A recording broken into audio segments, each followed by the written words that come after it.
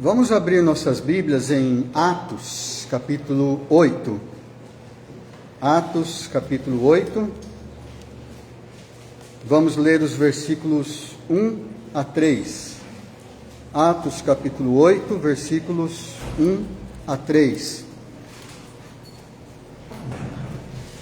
Nós temos conhecimento que, neste momento, na Nigéria, existe uma grande perseguição de cristãos ali. Nós devemos orar pelos irmãos na Nigéria, especialmente, mas não é só lá.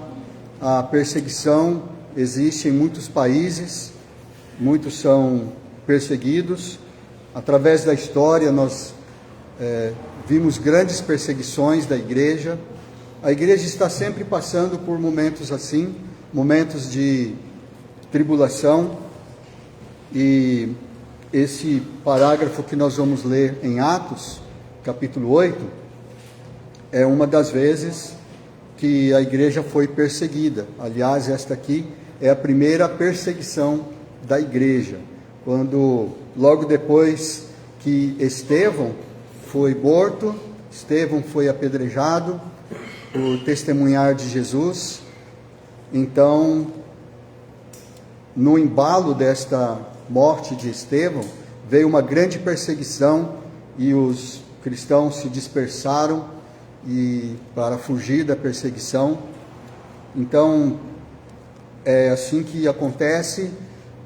Se não é uma perseguição maciça, como está acontecendo lá na Nigéria, é uma perseguição às vezes individual, que nós sofremos como cristãos. A Bíblia nos alerta que isto ia acontecer, que isto sempre vai acontecer. E aqui, lendo esse parágrafo de Atos 8, de 1 a 3, nós podemos ver que as pessoas, quando são perseguidas, as pessoas, quando passam por tribulação, elas têm vários tipos de reação. As pessoas reagem. E como é a reação das pessoas? É isso que nós vamos ver aqui, lendo Atos capítulo 8, de 1 a 3. Convido os irmãos para ficarem de pé, para nós lermos a palavra de Deus, que diz assim: E Saulo consentia na sua morte. Naquele dia, levantou-se grande perseguição contra a igreja em Jerusalém, e todos, exceto os apóstolos, foram dispersos pelas regiões da Judéia e Samaria. Alguns homens piedosos sepultaram Estevão e fizeram grande pranto sobre ele. Saulo, porém, assolava a igreja, entrando pelas casas e arrastando homens e mulheres, encerrava-os no cárcere. Vamos orar? Obrigado, nosso Deus, pela tua palavra. Obrigado, Deus, porque nós temos o privilégio de lermos em nossa própria língua. Temos o privilégio de estarmos aqui juntos, Senhor, na igreja, contando com a presença do teu Espírito Santo para poder nos ensinar. Que o Senhor possa nos ajudar, que nossos corações estejam abertos, que o Senhor fale em nossos corações. Abençoa os irmãos que também nos acompanham, mas não estão presentes conosco agora. Nós te agradecemos, em nome do Senhor Jesus. Amém. Podeis assentar. Como é que você reage quando vem uma tribulação, quando vem alguma coisa, uma dor, uma perseguição, ou alguma ofensa, ou um desastre na sua vida, alguma coisa que você não esperava? Isto aconteceu, uma coisa assim aconteceu quando o Estevão foi apedrejado. Foi uma grande tragédia, foi um inocente que foi morto ali em público, ele foi executado, fizeram acusações falsas contra ele. E aqui o primeiro versículo que nós lemos é que Saulo consentia na sua morte. Saulo é o Paulo, né, que depois mudou o nome para Paulo. Ele, naquele momento, ele ainda não era convertido, ele era, ao contrário, um perseguidor da igreja.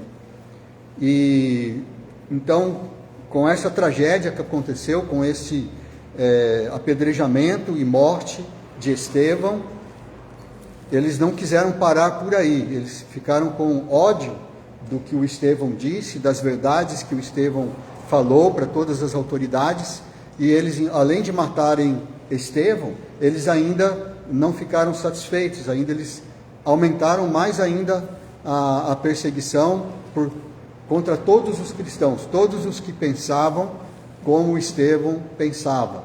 E isto resultou numa dispersão da igreja. Então, os cristãos saíram dali da cidade de Jerusalém, onde estavam concentrados, e saíram para outros lugares, para a Judéia, Samaria e também até para outros países, fugindo da perseguição.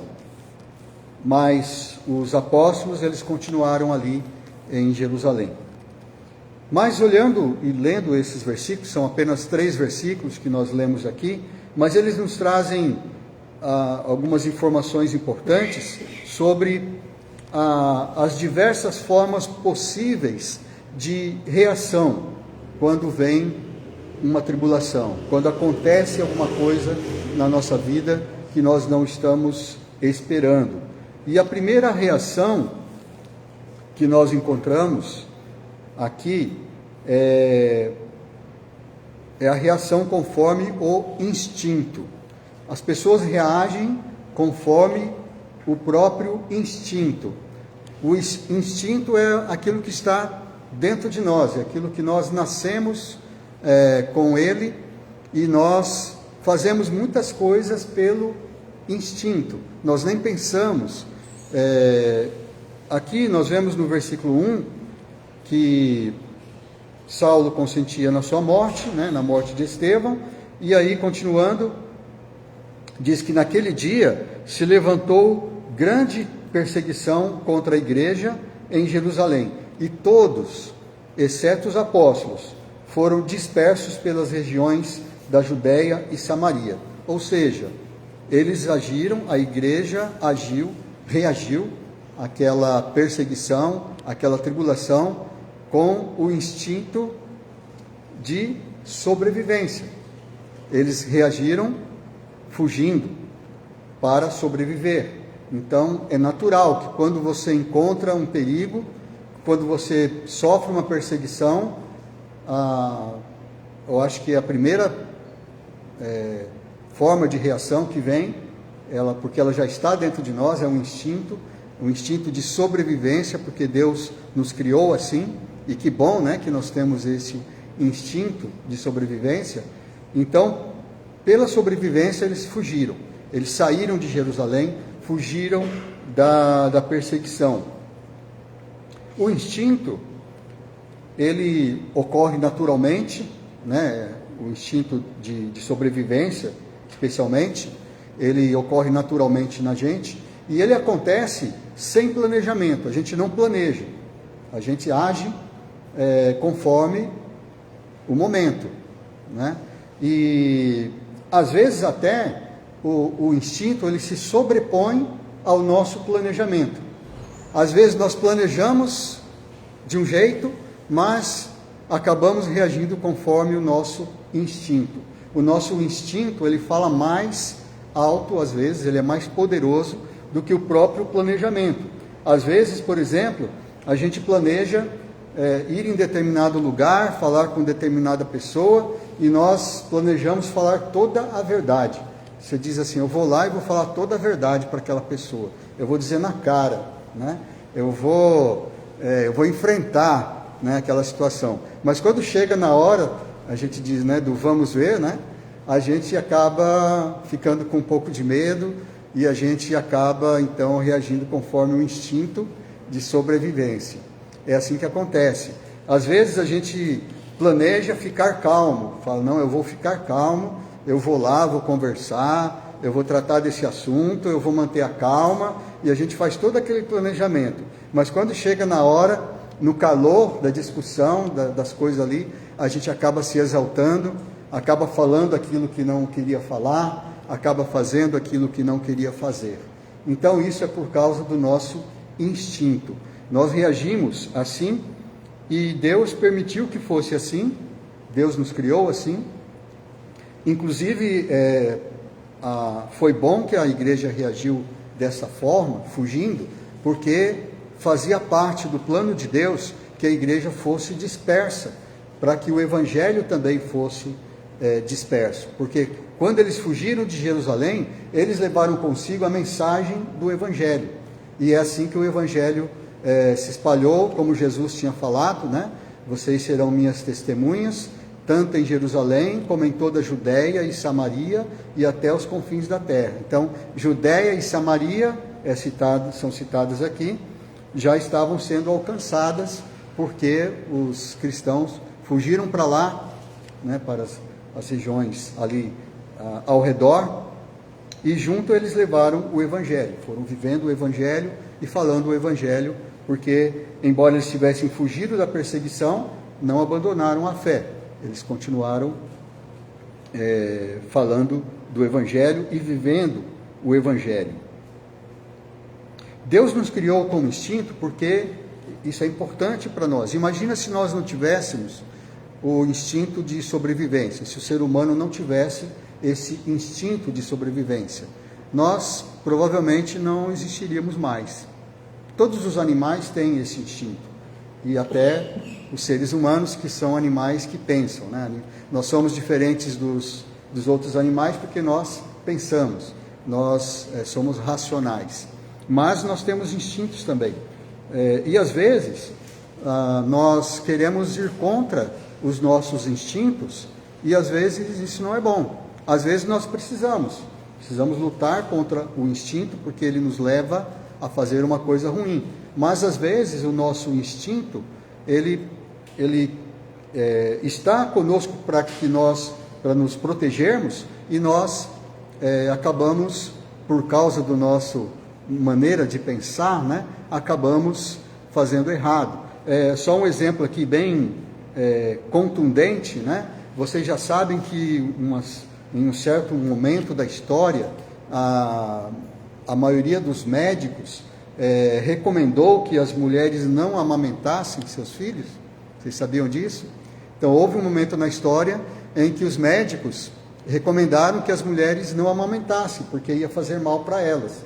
E foi quando surgiu, então, que é claro que as mulheres mais pobres não tinham o que fazer, tinham que amamentar seus filhos, mas as mulheres mais ricas, de melhor poder aquisitivo, o que elas faziam? Elas contratavam as famosas amas secas, né? Aquelas mulheres que eram contratadas para amamentar os filhos das mulheres, né? Para que elas achavam que se amamentassem ia prejudicá-las, né? Então, olha que absurdo, né? É o instinto da mãe amamentar seu filho, mas os médicos, então, recomendaram isso porque pensaram, né? Porque deduziram, fizeram teorias. E muitas coisas assim acontecem. Por exemplo, também, já houve um tempo em que os médicos recomendavam a sangria. Já ouviu falar da sangria? Então, que determinadas doenças, você tinha que fazer um corte, né? E deixar o sangue vazar, né? O sangue ir embora. E muitas pessoas morreram. Até um famoso presidente dos Estados Unidos, não lembro qual deles, ele, naquele tempo, né? Ele morreu dessa forma, né? Com sangria, né? Ele estava doente e ele sangrou até a morte, né? Então, um absurdo, né? Hoje todos sabemos que o sangue ele é a vida, né? Nunca se deve fazer isso, né? Tirar sangue, ao contrário, às vezes você precisa fazer infusão de sangue, né? Mas só que isso já estava escrito na Bíblia há muito tempo, né? Que o sangue é a vida do homem, né? Então, mas muitas coisas acontecem assim quando nós tentamos ir contra os nossos instintos. Mas não é sempre bom nós agirmos com o instinto, né? Muitas vezes precisamos agir contra o nosso próprio instinto, porque pode ser que isso esteja nos levando a fazer uma coisa contra a vontade de Deus. Mas esta é a primeira reação, reagir com o instinto. Uma segunda reação que nós vemos aqui é agir conforme a piedade. Agir conforme a piedade. Ou a gente pode dizer religiosidade, que é a mesma coisa, né? Às vezes, então, quando sofremos uma tribulação, um golpe, alguma coisa acontece inesperada, nós agimos conforme a nossa piedade, agimos conforme a nossa religiosidade, aquilo que nós já estamos acostumados a fazer, porque somos pessoas religiosas. E é isso que nós vimos aqui no versículo 2, que nós lemos, que alguns homens piedosos sepultaram Estevão e fizeram grande pranto sobre ele. Esses homens piedosos, eles agiram conforme a sua piedade, conforme a sua religiosidade. Provavelmente esses homens que sepultaram o Estevão e fizeram grande pranto sobre ele, eles faziam parte do Sinédrio. Então, normalmente, a Bíblia se refere a essas pessoas importantes como pessoas piedosas. Pessoas como Nicodemos e José de Arimateia, pelo menos esses dois, a gente sabe que eram parte do Sinédrio, que eles não concordavam com a morte de Jesus, provavelmente não concordaram com a morte de Estevão, mas eram votos vencidos ali no Sinédrio, porque o Sinédrio era um tribunal daquelas pessoas que condenaram o Estevão. Então, provavelmente esses e mais alguns, que a Bíblia diz que havia outros também que eram discípulos de Jesus, mas não falavam por medo de serem expulsos da sinagoga, expulsos lá da sociedade dos judeus. Então, esses homens, eles agiram conforme a sua religiosidade. Apesar deles fazendo isso, eles poderiam ser mal vistos pelos outros, mas eles arriscaram a sua reputação e publicamente eles fizeram isso. Eles pegaram o Estevão e pelo menos, eles não puderam evitar a morte dele, mas pelo menos puderam dar a ele uma sepultura digna. Então eles agiram conforme a piedade. Nós também fazemos isso. Muitas coisas que nós fazemos, muitas reações que nós temos, conforme a nossa religiosidade. Mas nem sempre agir conforme a religião, conforme a religiosidade é suficiente, e às vezes nem é o correto. Por exemplo, Tiago, ele diz em capítulo 1 de Tiago, versículos 26 e 27, ele diz: se alguém supõe ser religioso, deixando de refrear a própria língua, enganando o próprio coração, a sua religião é vã. Aí ele continua: a religião pura e sem mácula para com o nosso Deus e Pai é visitar os órfãos e as viúvas nas suas tribulações e a si mesmo guardar-se incontaminado do mundo. Então, esta é a verdadeira religião, e nem sempre a nossa religião é dessa forma. Resumindo aqui o que ele disse, fazer bem àqueles que são necessitados, fazer o bem às pessoas, e guardar-se incontaminado do mundo. As duas coisas são importantes. Então, se você fizer uma coisa sem fazer a outra, você não está sendo um bom religioso diante de Deus. Mas, às vezes, nós reagimos dessa forma. O Paulo também, ele fala em 1 Timóteo 6,5, ele critica algumas pessoas que estavam somente discutindo coisas de religião, ele fala altercações sem fim, ou discussões que não levam a nada, e que nunca vão chegar a um ponto em comum. Então Paulo dizia que não é para ficar discutindo isso. Ele fala isso em 1 Timóteo 6,5, e ele fala que esses homens que faziam essas altercações sem fim, ou seja, eram religiosos que estavam defendendo a sua religião, eles tinham a mente pervertida eles eram privados da verdade, e eles supunham que a piedade, que a religiosidade, era fonte de lucro para eles. Então, agir de forma religiosa, né, conforme a sua religiosidade, pode ser bom, mas pode não ser. Depende de como é a sua religião, se ela é realmente pura e sem mácula diante de Deus. Nós temos aqui em São José do Rio Preto um hospital que se chama Santa Casa de Misericórdia. Eu acho que muitos aqui já passaram por lá, acho que quase todos nós já passamos por lá.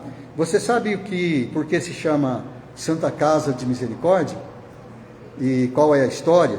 Eu tenho aqui um pouquinho da história das Santas Casas em Rio Preto. Tudo começa lá em Portugal, em Lisboa, que era uma organização chamada Misericórdia de Lisboa. Era um conjunto, eles adotaram, né, um conjunto de normas, de regras, que foram ensinadas por Tomás de Aquino, que eram as 14 obras de misericórdia. 14 obras de misericórdia. Entre elas, né, eram divididas 7 e 7. 7 obras de misericórdia eram de coisas físicas, e 7 corporais, né, e 7 eram espirituais. Então, entre as corporais, era cuidar dos enfermos, remir os cativos, vestir aqueles que estavam nus, e assim por diante, ou seja, cuidar das pessoas, né, do bem-estar das pessoas fisicamente. E as espirituais eram você cuidar do seu coração, né, as coisas espirituais, e fazer bem as coisas espirituais. Muito bom isso aí, né? Aí, entre as coisas que eles fizeram foi, né, entre essas obras de misericórdia, estava cuidar dos doentes. Então é assim que nasceram as Santas Casas de Misericórdia. A primeira que veio aqui para o Brasil foi em 1549. 1549. Não, a primeira foi antes disso, foi em Santos, lá no estado de São Paulo, né, no litoral. Depois foi uma em Olinda, Pernambuco. E em 1549 foi em Salvador, né? Então, essa aqui está contando a história. Essa história está no site da Santa Casa de Misericórdia de Salvador, né? Você pode olhar lá no site deles, tem lá a história. E então eles estão falando que lá foi fundado em 1549. Então, pouco depois do descobrimento do Brasil, né? Menos de 50 anos depois da chegada de Pedro Álvares Cabral. E é assim, mas só que hoje, as Santas Casas de Misericórdia, elas, né, são Santas Casas de Misericórdia, graças a Deus que tem, né? São hospitais, você vai lá, é bem tratado, né? Mas hoje em dia, às vezes não é tanta misericórdia assim. Por quê? Porque precisa pagar, né? Você pode ir lá e ser atendido de graça, mas não é de graça porque o governo está pagando, né? E se o governo está pagando, quem está pagando somos nós, né? Nós é que damos os impostos para o governo pagar. E também, se você for na Santa Casa, essa de Rio Preto pelo menos é assim, eu imagino que as outras também devem agir da mesma forma, isso que é comum hoje em dia. Existem alas para aqueles que recebem atendimento pelo governo, né? Que é pago pelo governo, e existem a ala daqueles que podem pagar um pouco mais, aqueles que podem pagar particular. Então, lá onde pode pagar particular, você é atendido mais rápido e você tem um atendimento melhor, né? Então, isso não... Eu acho que isso não está aqui nas 14 obras de misericórdia do Tomás de Aquino, né? A gente vê que há um pequeno desvio, ou um grande, né? Dependendo do ponto de vista, mas assim que nossa religião também pode ser vista pelo mundo. Você é uma pessoa religiosa, você reage conforme a sua religião, as pessoas estão observando você. E pode ser que a sua reação de um religioso não seja de acordo com a vontade de Deus. Pode ser que você, apesar da sua religiosidade, né, você esteja fazendo como o Tiago está repreendendo ali, né? Olha, a religião pura e sem mácula é assim, então tem que ser desta forma. Então, tenhamos cuidado. E a terceira forma de reação aqui, a terceira maneira de reagir às tribulações, é reagir conforme as convicções.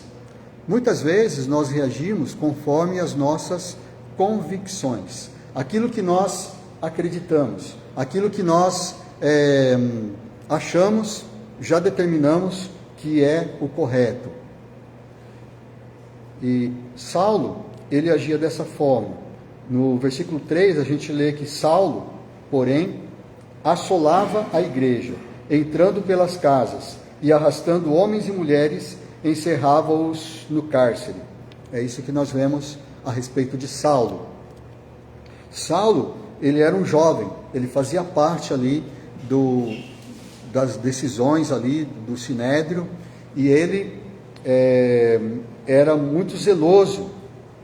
Ele dá o seu testemunho, Paulo, já mudando o nome para Paulo, ele dá o seu testemunho quando ele já estava convertido, em Atos capítulo 26, versículos 9 a 11, ele fala assim: na verdade, a mim parecia que muitas coisas eu devia praticar contra o nome de Jesus, o Nazareno, e assim procedi em Jerusalém, ele diz. Havendo eu recebido autorização dos principais sacerdotes, eu encerrei muitos dos santos nas prisões, e contra esses dava o meu voto quando os matavam.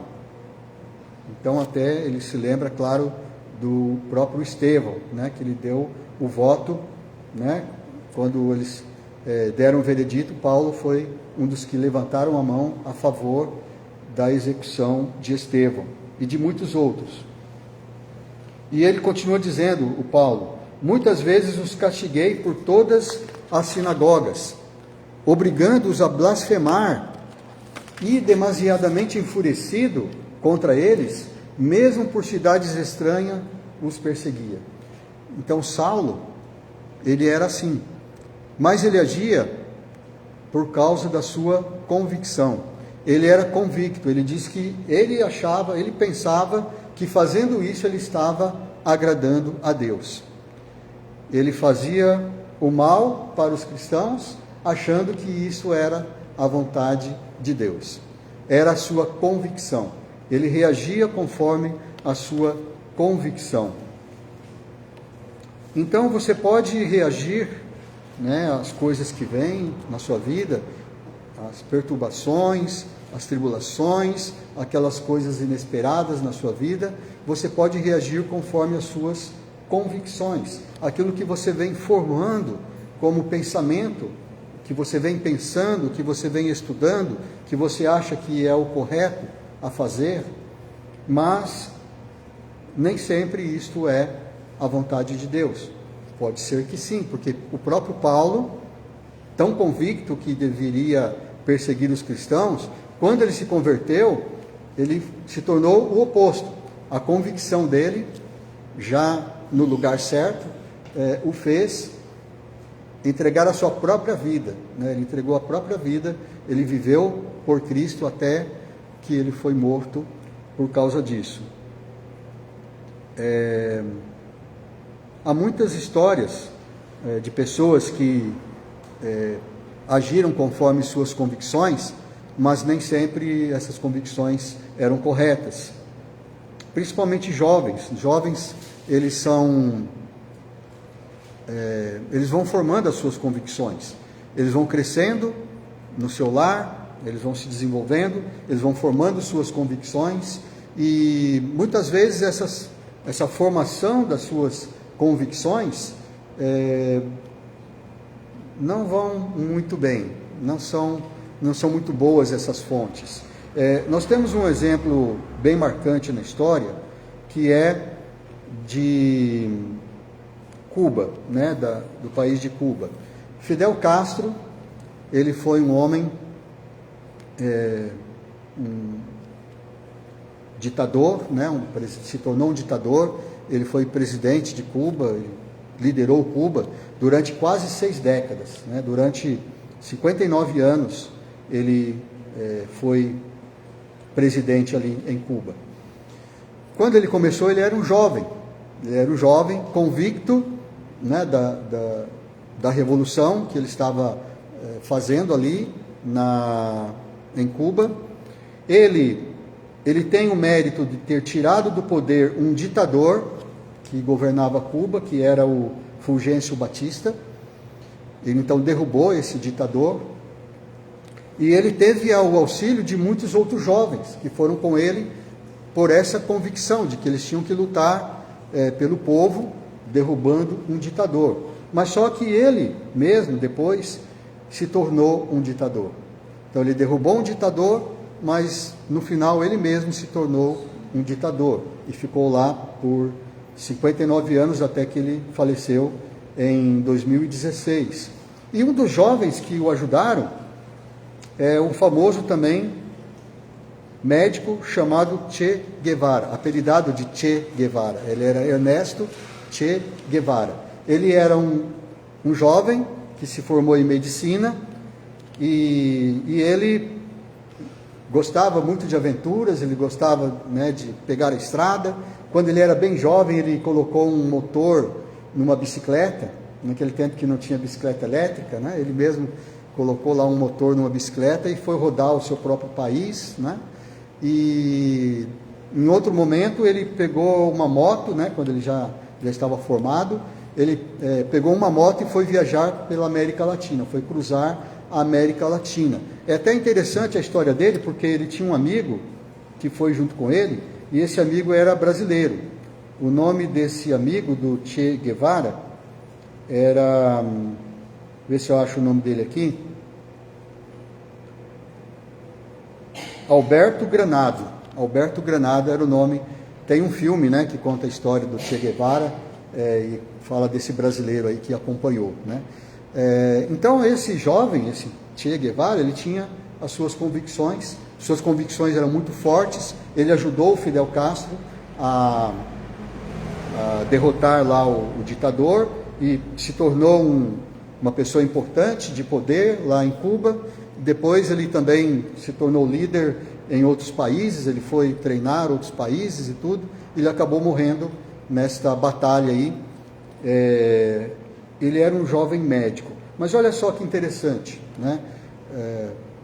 Esse jovem médico, né, que tinha essa convicção, que gostava de liberdade, que gostava, né, do pé na estrada, de ser livre, né? Ele ajudou a fundar um regime em Cuba que se tornou um regime que não dava essa liberdade para os seus colegas médicos.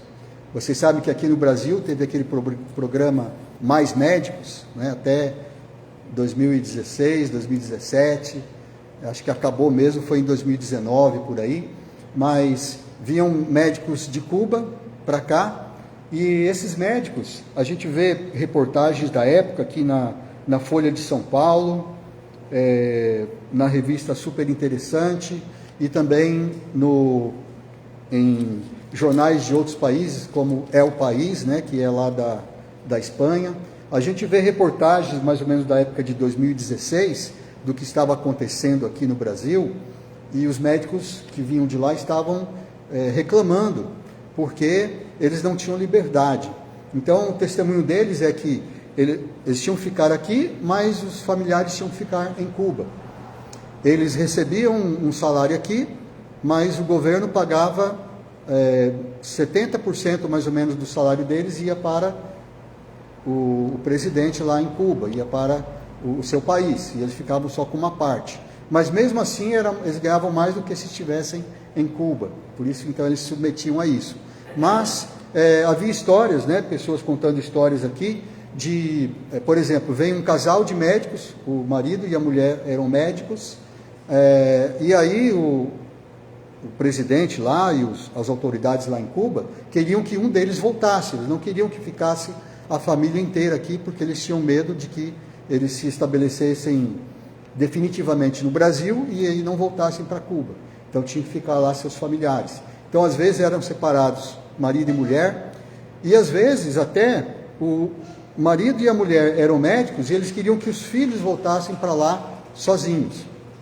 Então, para eles isso não era bom, era uma falta de liberdade. Mesmo assim, eles diziam, olha, pelo menos aqui é melhor do que na Venezuela, que a Venezuela também tinha os problemas, o programa Mais Médicos, só que lá na Venezuela, os que iam para lá, eles tinham mais restrições ainda. Eles não podiam dirigir, eles não deixavam eles dirigir carro, não tinham carteira de habilitação, e eles também tinham que voltar para casa às 18 horas. Eles faziam o seu trabalho, às 18 horas tinham que estar em casa. Então, olha só, não tinham liberdade, e eram médicos. Então, a convicção nossa, ela pode nos levar longe, né? Como levou Che Guevara, como levou Fidel Castro, como leva muitas pessoas, pode levar eu e você, se nós tivermos convicções firmes, convicções fortes, nos leva longe. Mas este longe pode ser também longe dos propósitos de Deus. Nossas convicções, elas devem ser sempre alinhadas, sempre medidas com a vontade de Deus, com os propósitos de Deus. Se a sua convicção está em Deus, em Cristo, então está tudo bem. Então, irmãos, nós temos que passar por tribulações, né? Nós pedimos a Deus que nos livre das tribulações, que nos ajude a, quando tivermos que passar por tribulações, que sejam leves, que sejam rápidas, né? Mas nós temos que passar. Os irmãos na Nigéria estão passando por grande perseguição, em outros países também. Nós vimos perseguições de todo tipo, daqueles que amam a Deus, que buscam a Deus. Mas quando isso nos atinge, de que maneira nós vamos reagir? Nós vamos reagir conforme o instinto, nós vamos reagir conforme a nossa piedade, a nossa religiosidade, ou nós vamos agir conforme as nossas convicções? Então, nós não sabemos, né? Só quando tivermos que enfrentar isso, mas nós podemos nos preparar para isso. E a forma de nós nos prepararmos é nós estarmos procurando encher o nosso coração com a palavra de Deus, com o conhecimento de Deus, lendo a Bíblia, orando, buscando sabedoria da palavra de Deus, porque quando as tribulações vierem, quando vierem esses momentos, então o que vai acontecer, o que vai transbordar é aquilo que nós enchemos ali, aquilo que nós preparamos. Então isso é bom. Eu trouxe um copo aqui hoje, né? Esse copo aqui é para fazer essa ilustração. Se eu encher esse copo com água até aqui, né? E eu balançar, então o que vai cair é água. Se eu encher de café, o que vai cair é café. Se eu encher de óleo, né, sei lá, ou qualquer outra coisa, vai sair aqui, vai balançando ele, né? Ele vai sair o que ele está cheio, o que eu enchi. Então é assim também o nosso coração. Como o seu coração está sendo cheio, né? Ele está sendo preenchido com quais elementos, né? Então é isso que nós devemos cuidar. E graças a Deus estamos aqui hoje, enchendo os nossos corações da palavra de Deus, da comunhão, porque nós queremos que quando vier as tribulações e nós reagirmos, seja por instinto, seja por piedade, seja por convicções, que tudo isso seja conforme a vontade e os propósitos de Deus para nossas vidas. Amém? Que Deus os abençoe e continuemos orando pelos irmãos que estão sendo perseguidos. Vamos terminar esse tempo em oração?